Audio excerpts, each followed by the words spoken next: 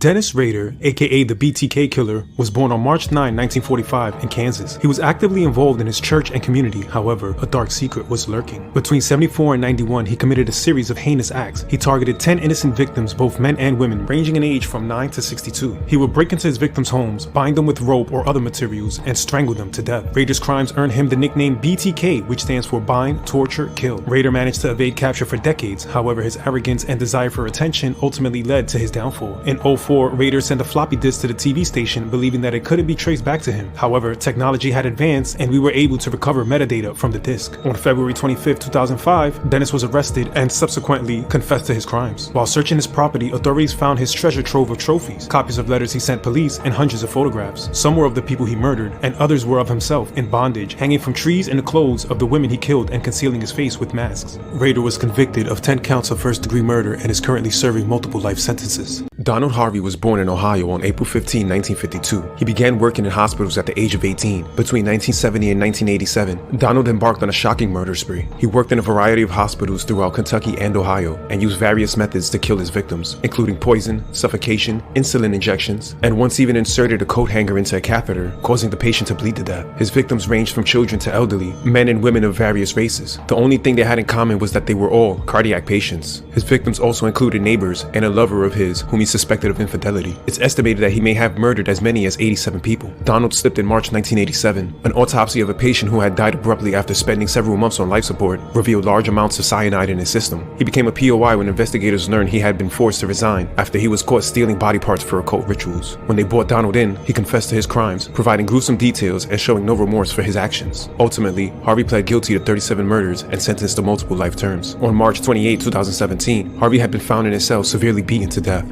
On January 11, 1960, Henry Lee Lucas killed his mother when she disapproved of his fiancée. She struck him over the head with a broom, at which point he stabbed her in the neck. Henry was arrested and sentenced to 40 years for murder. He attempted suicide several times and was then transferred to an asylum. After 10 years, he was released due to prison overcrowding. Henry then moved to Florida in 76 and befriended Otis II, a part-time transvestite. It was during this time they engaged in a multi-state killing spree in which they targeted hitchhikers, sex workers, and migrants. They would barbecue their victims and then eat them. On June 10 of 83, Lucas was arrested over a firearm. While in jail, he wrote a letter to the sheriff. "I have killed for the past 10 years and no one will believe me." Lucas pleaded guilty to 2 murders, but then also claimed to have committed over 100 more. A task force cleared up to 600 unsolved homicides as a result of these confessions. He received preferential treatment such as steak dinners, allowed to wander the jail, and even new codes for the security doors. A journalist investigated one of Henry's claims and calculated that there was no way he could have committed the crimes police have attributed to him. It was discovered Henry was given access to files of cases he was confessing to. He would read the reactions of those interviewing him and alter what he was saying. Ultimately, Henry was convicted of 11 homicides and sentenced to death.